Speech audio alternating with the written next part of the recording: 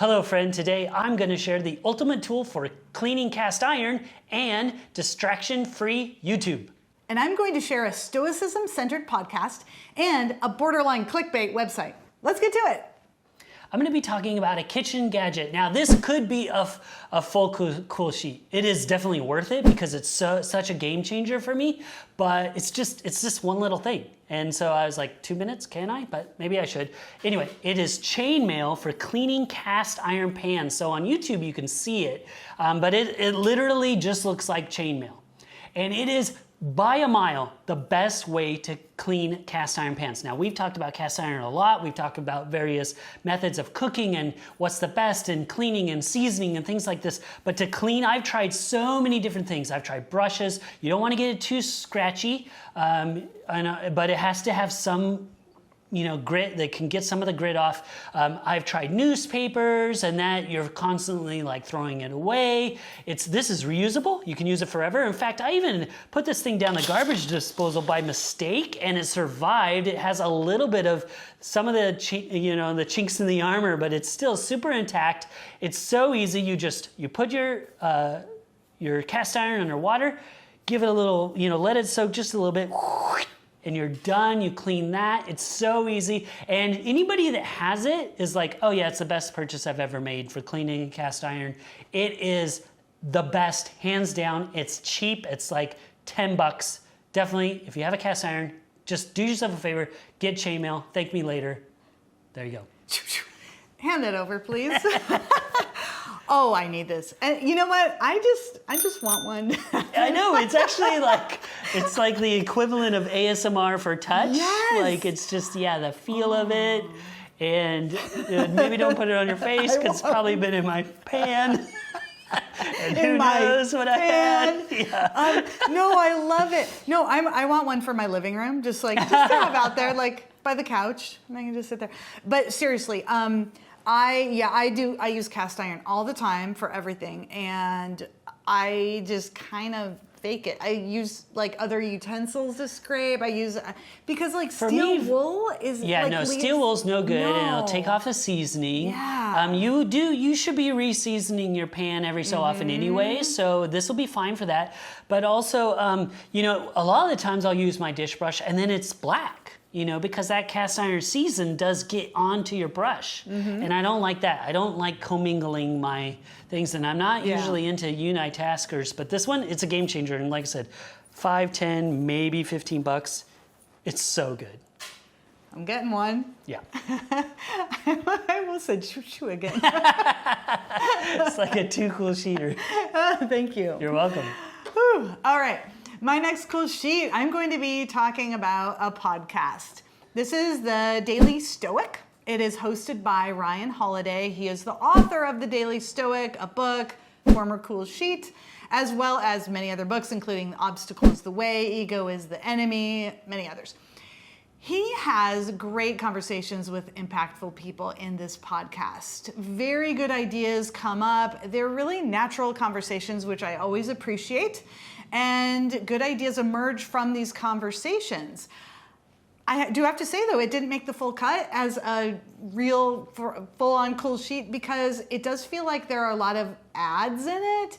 And the conversations are a bit more meandering and longer than I can actually usually handle. So it is good if you don't mind the long form podcast. It's great. If you don't mind ads and things like that, it's great. And I love Stoicism, and he, of course, is an expert on that. And so I do recommend it. The Daily Stoic podcast. Oh, cool. Yeah, I have listened to it too, and I've never quite stuck with it. He used to, I think, just do you got me that book, and I think you talked about it, the Daily Stoic, and they're very short, again, and it's none of the really short little things, and I think when he started his podcast, or maybe it was the email. I got an email, and it was essentially one passage from the book. And I really like that. And I do like longer form sometimes, but you can't always do it all the time. So I get it. Yeah. If you want to check out the show notes, though, definitely go to 10bestest.com/almost2021, and you can get links to all of these different things. I'm going to be talking about a Chrome extension. This one is a game changer for sure. It's a Chrome extension for YouTube specifically, so it's very specific, but game changer. It's called DFTube. Now what this does, it gets rid of the autoplay at the beginning. So sometimes, when you click on a video, it just goes and starts right away. You're not always ready for it to start. Maybe you want to queue it up and you're in the middle, like, especially if you're, I don't know about this, but some people watch YouTube when they're at work, and it can be embarrassing if all of a sudden it just starts blasting in your office. I mean, I don't know anything about that, but it could be bad. And also it gets rid of the suggestive videos. You can get rid of the comments. You can get rid of the entire sidebar. So if you just want to watch a video and not go down that rabbit hole and spend hours and hours and hours on YouTube, this is great. And you can toggle it all on and off, because sometimes I do want to go down a rabbit hole. I want to know what to suggest, especially like prepping for cool sheets and things like that. But there are many times where I don't want to spend 3 hours, just in case I might do it at work, but I never would. But definitely check out this, a Chrome extension, DFTube. Okay, so that was going to be my question. Can you have it set on those settings and then pull away? Yeah, so it's a quick little, once you get yeah. it, there's a little icon that looks like the play button on YouTube, and you would click it, and then that way you can kind of go in there and like, yeah, okay, now I don't want to see comments, or this might be a good one if we get really big and we get lots of like troll comments. I might like, hide comments forever. I'll try to like respond to the nice people, but yeah. That's great. Oh, I love it. Thank you. But for other videos, more importantly, for other videos, you don't always want suggested. So it'll block up even the suggested that come up by YouTube that pop them up. It will get rid of that. Like, it's wild, but it just makes this really nice, clean interface where you can just focus. Because a lot of times that's distracting too. You're trying to look, and then you start looking here and there, and my little rabbit squirrel brain can't do it. So. And you talked about work, so I use YouTube in my work. Like, I will find videos where I can show my students. Yeah, I do that all the time too. That's the only time I've ever used YouTube. Yeah, oh, yes, of course. But I really do. When I'm doing that, I need to focus. I cannot. There are no rabbit holes allowed. Yes. But they come up, and then I'm like, Yeah, exactly. Or it's just it would be a cleaner work environment for your kids too, if they're listening to it. The students are. Right. It'd be nice to just be like, we're watching this one, and there's not going to be weird pop-ups and things and stuff. For sure. All right, thank you. You're welcome. My cool sheet is a website, and it is called Grunge.com. This one is definitely almost. It was not going, I thought maybe it was going to be a full cool sheet, but once I dove into it, I realized it has a little bit of that clickbaity vibe, okay? So, BuzzFeed and all of that. So I thought, okay, no, this just doesn't make it. But this is the thing, is that I found articles on there that were really interesting and where I was learning. And so in a sense, it was really useful and great, but then it wasn't. So there's also not just things where you learn, but there's also some funny articles. And one I really enjoyed was the origin of This One Goes to 11, which I knew very well. It talks about Spinal Tap, but I clicked on it anyway because I love Spinal Tap and all of that. And in the article, it talked about other references, movie references, and how those words and phrases eventually did make it into the dictionary. And I really like learning about words and vocabulary and stuff like that. So it's an almost cool sheet. I like it. Grunge.com.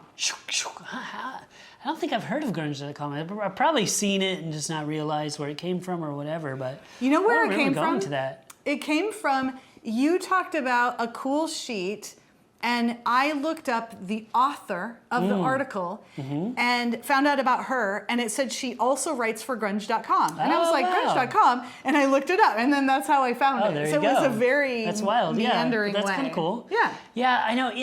I totally know what you're saying about BuzzFeed, because there are some pretty good articles on there, but I always feel a little dirty going there. It's like, it's so clickbaity, and I'm like, but it's working because I do want to see that. I will say, former cool sheet, long time cool sheet too, Lifehacker, one of my favorite websites, but it is really turning into that too. Like every article now is slideshows, and I get it. The data behind that is like overwhelmingly good, but I don't always want just a slideshow. I want to read an article. And I hope that Lifehacker isn't always going to be that. They're going to be downgraded.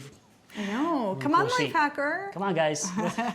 I'm sure they heard us. They watch this show all the time. So maybe they'll change it. Probably not. But check out all these links on 10bestest.com/almost2021. Thank you for joining us, friend. I'm Brian Hart. I'm Karen McFarlane-Holman. Let us know in the comments, how do you clean cast iron pans? And let us know, are you susceptible to clicking on clickbait? If you're enjoying the show, please give us a like and share it with a friend. Stay tuned tomorrow for another great show. And don't forget to stay curious.